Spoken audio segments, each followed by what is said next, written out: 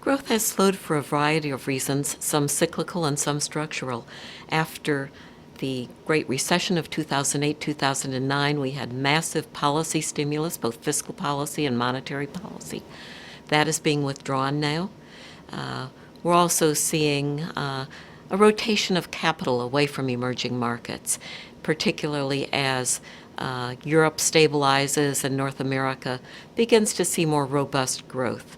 I think there's a reassessment of emerging markets contributing to those capital flows. There also are a number of structural reasons. One is perhaps the pace of globalization is slowing, and we certainly see that in more moderate growth in global trade, less integration of global supply chains perhaps. Another factor is the end of the rapid rise in commodity prices. Commodity prices have been somewhat directionless in recent years. We're no longer seeing the easy gains in export revenues from rising commodity prices. There has been a fundamental reassessment, and it reflects the fact that prior expectations for emerging markets were way too optimistic. They were fueled by the rapid growth in emerging markets during the past decade. The share of global GDP produced in emerging markets doubled to about 36% last year. We also saw this change in investor attitudes towards emerging markets happen precisely as the Eurozone began to recover, and there were signs of more robust growth in the U.S. economy. Last spring and summer, we had what was called the Federal Reserve taper panic, as there were signs that the Federal Reserve would reduce its asset purchases. That suggested to investors that rates of return in the more stable countries might be increasing, and there was a shift in investment away from emerging markets. This also reflects the fact that during the years of easy credit, there was overinvestment in much of the developing and emerging world. So the lesson from that phase was that perhaps returns would not be as strong as previously expected.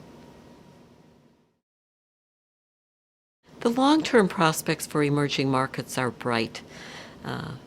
These are economies with vast resources. Their growth in recent years has been a little under 5%. We expect that in the decade ahead, growth will be somewhere in the 5 to 6% range.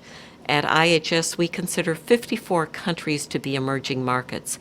These are developing countries with financial systems that are sufficiently developed to attract inflows of portfolio and direct investment capital. Demographics are also favorable. Emerging markets are growing at about twice the pace of advanced countries in terms of population. They have about 5 billion residents, compared with about 1 billion in the advanced countries.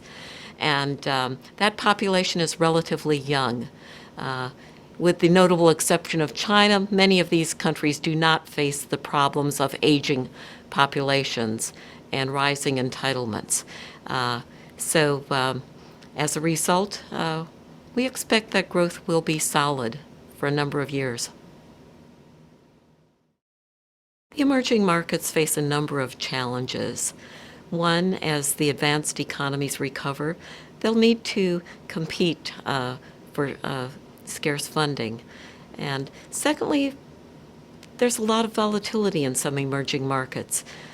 For example, inflation is much higher in these markets and needs to be contained. That requires tight monetary policies.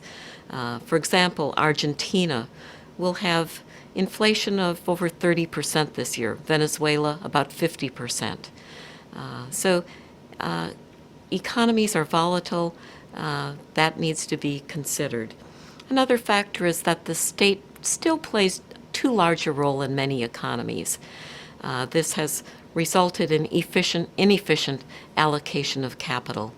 In China, there's a unique problem, and that is that fixed investment is far too large a portion of the economy. We need to see the development of consumer markets, and this will require the development of consumer credit opportunities in China and elsewhere.